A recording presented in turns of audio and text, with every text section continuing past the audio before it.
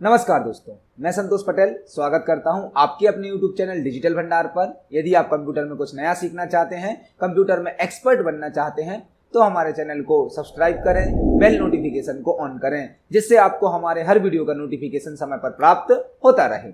आज की वीडियो में हम नेस्टेड इफ फंक्शन को सीखने वाले हैं, नेस्टेड इफ फंक्शन को समझने वाले हैं। नेस्टेड फंक्शन क्या होता है? जब आप एक फंक्शन के अंदर कोई दूसरा फंक्शन यूज करते हैं तो उसे नेस्टेड फंक्शन कहा जाता है। मतलब function with in function nested function होता है। जब आप किसी भी एक फंक्शन के अंदर कोई दूसरा फंक्शन लगाते हैं तो उसे नेस्टेड फंक्शन कहा जाता है।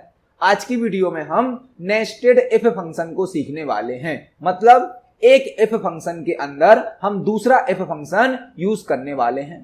एक्सेल में मल्टीपल कंडीशन जब आपके पास होती हैं, एक साथ कई कंडीशन जब आपको चेक करनी होती हैं, तो आप वहां पर नेस्टेड इफ फंक्शन का उपयोग कर सकते हैं।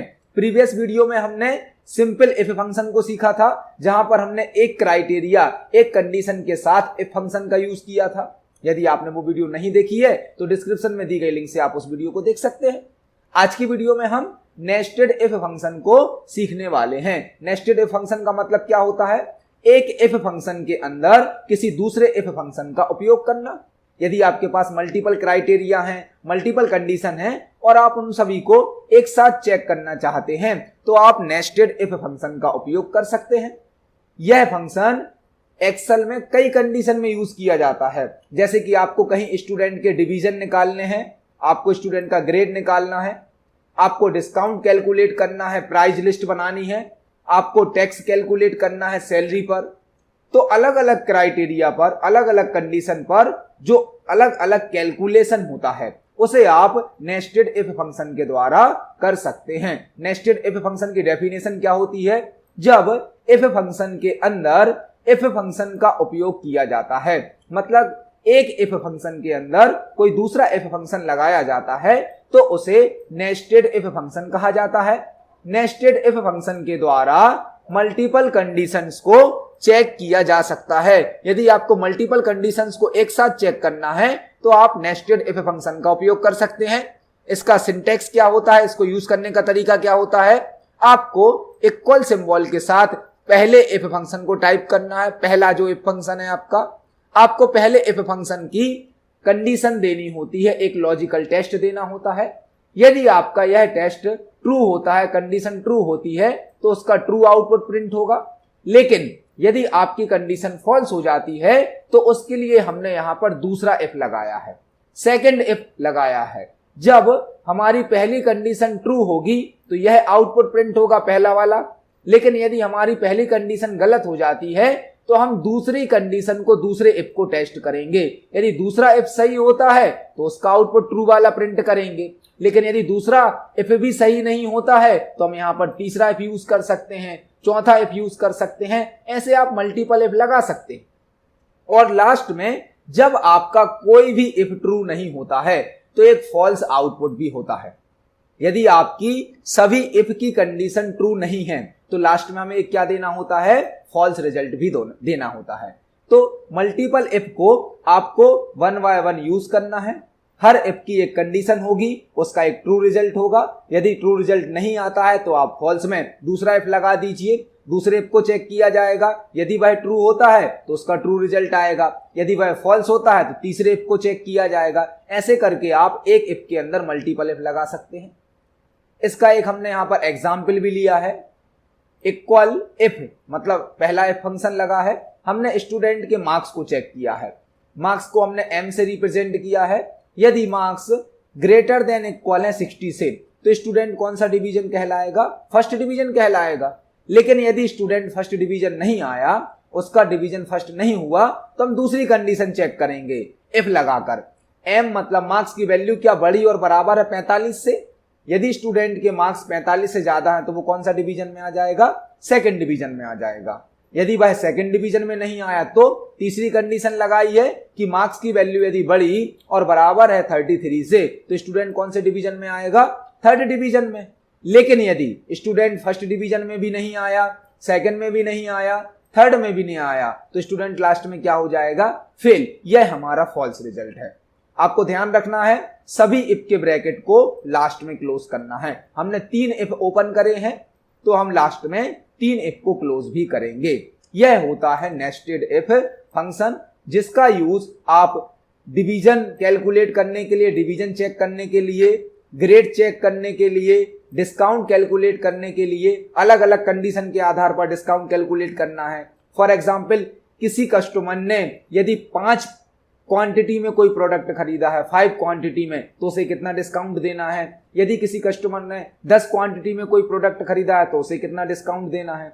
इसी प्रकार से आप सैलरी पे टैक्स भी कैलकुलेट कर सकते हैं अलग अलग कंडीशन में। यदि किसी एम्प्लॉय की सैलरी 10,000 तक है तो उससे कितना टैक्स लेना है। यदि किसी एम्प्लॉय की सैलरी 20,000 तक है तो उसको कितना टैक्स पे करना पड़ेगा। तो नेस्टेड इफ फंक्शन कई प्रकार से यूज किया जा सकता है। अभी हमने नेस्टेड इफ फंक्शन की थ्योरी को समझा, उसके सिंटेक्स को समझा, उसका एक एग्जाम्पल देखा। अब चलते हैं एक्सेल की वर्कशीट पर और नेस्टेड इफ फंक्शन को प्रैक्टिकली यूज करके देखते हैं। तो यहां पर हमने कुछ स्टूडेंट का डेटाबेस तैयार किया है, जिसमें स्टूडेंट का रोल नंबर है, स्टूडेंट का नाम है, स्टूडेंट की क्लास है, सिटी है, पीसी पैकेज के मार्क्स हैं, फंडामेंटल के मार्क्स हैं, एमएस एक्सेस के मार्क्स हैं और तीनों सब्जेक्ट का यहां पर टोटल निकाला गया है। टोटल में से हमने परसेंटेज को कैलकुलेट किया है। आपने यदि परसेंटेज को कैलकुलेट करना और टोटल को कैलकुलेट करना अभी तक नहीं देखा है तो आप हमारी प्रीवियस वीडियो को चैनल की प्लेलिस्ट से देख सकते हैं। उन वीडियो में हमने टोटल कैलकुलेट करना और परसेंटेज कैलकुलेट करना सिखाया है। आज की वीडियो में हम इस परसेंटेज के बेस पर स्टूडेंट का डिवीजन निकालने वाले हैं, डिवीजन को चेक करने वाले हैं। तो यहाँ पर हर स्टूडेंट का रोल नंबर है, नाम है, क्लास है, सिटी है, उसके 3 सब्जेक्ट के नंबर है, PC package, fundamental, MS Access, तीनों सब्जेक्ट के मार्क्स को मिलाकर हमने क्या निकाला है, टोटल। और टोटल में से हमने क्या कैलकुलेट किया है, परसेंटेज। अब इस परसेंटेज के बेस पर हम स्टूडेंट का डिवीजन निकालने वाले हैं। तो इसके लिए हम नेस्टेड इफ का यूज करेंगे। आपको जहां पर भी नेस्टेड इफ को यूज करना है वहां कर्सर को प्लेस करें, इक्वल सिंबल को टाइप करें। आपको पहला इफ फंक्शन टाइप करना है, ब्रैकेट को ओपन करेंगे, यहां पर लॉजिकल टेस्ट देना होता है। तो लॉजिकल टेस्ट हम इस सेल पर लगाने वाले हैं।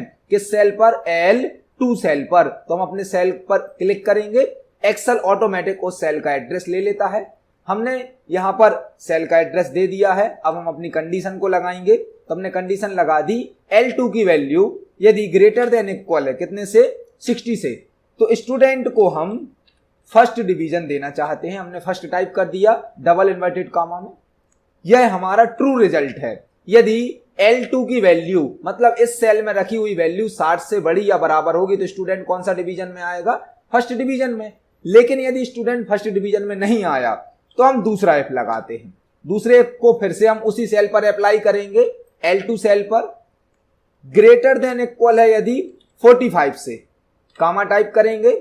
यहां पे आपको अपना दूसरा मैसेज देना है। यदि स्टूडेंट के मार्क्स 45 से ज्यादा हैं लेकिन 60 से कम है तो स्टूडेंट किस डिवीजन में आएगा, सेकंड डिवीजन में। इसके बाद आपको कामा टाइप करना है। लेकिन यदि स्टूडेंट सेकंड डिवीजन में भी नहीं आया तो फिर आपको तीसरा इफ लगाना है। तीसरा इफ किस लिए, थर्ड डिवीजन के लिए। यह भी हम किस पर अप्लाई करेंगे, L2 सेल पर। सेल का एड्रेस वही है। हमने यहां पर तीसरी कंडीशन दे दी, L2 की वैल्यू यदि बड़ी और बराबर है 33 से, कामा, तो हमें स्टूडेंट को किस डिवीजन में शो करना है, थर्ड डिवीजन में। हमने यहां पर अपने तीनों क्राइटेरिया, तीनों कंडीशन सेट कर दी हैं। इसको बहुत ध्यान से समझिए। पहला इफ क्या चेक करेगा, क्या स्टूडेंट फर्स्ट डिवीजन है। यदि पहला इफ चल गया, ट्रू है, तो फर्स्ट डिवीजन प्रिंट होगा। लेकिन स्टूडेंट के मार्क्स यदि 60 से ज्यादा नहीं हुए, 60 के बराबर नहीं हुए, तो कौन सा इफ देखा जाएगा, फिर सेकंड वाला। सेकंड वाला इफ 45 से ज्यादा या 45 के बराबर पे चेक करेगा लेकिन 60 से कम करेगा। तो यदि ऐसी कोई क्राइटेरिया आती है, कोई कंडीशन आती है, तो स्टूडेंट सेकंड डिवीजन में आ जाएगा। और यदि स्टूडेंट सेकंड डिवीजन में भी नहीं आया तो उसके लिए हमने तीसरी कंडीशन दी है कि L2 की वैल्यू यदि बड़ी और बराबर है 33 से, तो स्टूडेंट को थर्ड डिवीजन में हमें शो करना है। लेकिन यदि स्टूडेंट फर्स्ट डिवीजन में भी नहीं आया, सेकंड में भी नहीं आया, थर्ड में भी नहीं आया, तो लास्ट में हम फॉल्स रिजल्ट देंगे। और फॉल्स रिजल्ट में हम क्या दे देंगे, फेल। हमारा स्टूडेंट क्या हो जाएगा, फेल हो जाएगा। इसके बाद आपने 3 इफ के ब्रैकेट ओपन करे हैं तो आपको 3 ब्रैकेट क्लोज भी करने हैं। आप इस फॉर्मूले को फॉर्मूला बार में भी देख सकते हो। फॉर्मूला थोड़ा सा बड़ा है लेकिन आप इसको समझें तो बहुत इजी है। एक इफ एक इफ जो हमने लगाया है वह फर्स्ट डिवीजन के लिए लगाया है, दूसरा इफ हमने सेकंड डिवीजन के लिए लगाया है, तीसरा इफ हमने थर्ड डिवीजन के लिए लगाया है। और तीनों ही इफ यदि ट्रू नहीं होते हैं तो लास्ट में स्टूडेंट क्या हो जाएगा, हमारा फेल हो जाएगा। हम एंटर की को प्रेस करते हैं तो आप देख सकते हैं पहला स्टूडेंट जो है वह किस डिवीजन में आया है, सेकंड डिवीजन में आया है। अब हम इसी फॉर्मूले को, इसी फंक्शन को नीचे ऑटो फिल की मदद से ऑटोमेटिक फिल कर देते हैं, ड्रैग कर देते हैं। तो आप देख सकते हैं एक स्टूडेंट हमारा जिसके 36% है वह थर्ड डिवीजन है, 39 पर स्टूडेंट थर्ड डिवीजन है, 41 पर थर्ड डिवीजन है, लेकिन स्टूडेंट के यहाँ पर परसेंटेज है 56 तो वह सेकंड डिवीजन में आ गया। यहाँ पर कुछ स्टूडेंट ऐसे हैं जिनके परसेंटेज 33 से कम है तो वो फेल हो गए हैं। आपने एक स्टूडेंट का यदि डिवीजन कैलकुलेट कर लिया तो ऑटोमेटिक आप उसको नीचे फिल कर दीजिए, सभी स्टूडेंट का डिवीजन आपका कैलकुलेट हो जाएगा। आपने पहले सेल पर जो एड्रेस लगाया था, जो फॉर्मूला लगाया था वह L2 सेल पर लगा था, लेकिन जैसे ही आपने फॉर्मूला को ड्रैग किया यहां पर आप देख सकते हो ऑटोमेटिक सेल एड्रेस क्या हो गया, L3 हो गया, यहां पर क्या हो जाएगा L4, यहां पर क्या हो जाएगा L7। आप जैसे ही फॉर्मूला को ड्रैग करते हैं ऑटोमेटिक सेल के एड्रेस अपडेट हो जाते हैं। तो हमने एक स्टूडेंट का डिवीजन कैलकुलेट किया, ऑटोमेटिक सभी स्टूडेंट के डिवीजन कैलकुलेट होकर हमारे सामने आ गए। डिवीजन को निकालने के लिए, कैलकुलेट करने के लिए हमने नेस्टेड इफ फंक्शन का यूज किया है। यदि आप किसी स्टूडेंट के मार्क्स को अपडेट करते हैं, फॉर एग्जांपल मैंने इस स्टूडेंट को यहां पे मार्क्स ज्यादा दे दिए, इस स्टूडेंट के मार्क्स को हमने इंक्रीज कर दिया, तो आप देख सकते हैं जैसे ही आप मार्क्स की वैल्यू को इंक्रीज कर रहे हैं इसका परसेंटेज भी इंक्रीज हुआ और स्टूडेंट ऑटोमेटिक किस डिवीजन में आ गया, फर्स्ट डिवीजन में। यदि आप एक्सेल की वर्कशीट में फॉर्मूला लगाने के बाद, फंक्शन लगाने के बाद सेल की वैल्यू को अपडेट करते हैं तो फॉर्मूला या फंक्शन का आउटपुट भी ऑटोमेटिक अपडेट हो जाता है। यह एक्सेल का एक फीचर है। तो आज की वीडियो में हमने MS एक्सेल का नेस्टेड इफ फंक्शन सीखा और उससे स्टूडेंट का जो डिवीजन होता है उसको चेक करना सीखा। आप इस वीडियो को प्रैक्टिकली यूज करके देखिए। यदि आपका कोई क्वेश्चन है, कोई प्रॉब्लम है तो कमेंट सेक्शन में जरूर पूछिए। वीडियो पसंद आती है तो वीडियो को लाइक करें, ज्यादा से ज्यादा शेयर करें। मिलते हैं अगली वीडियो में, धन्यवाद।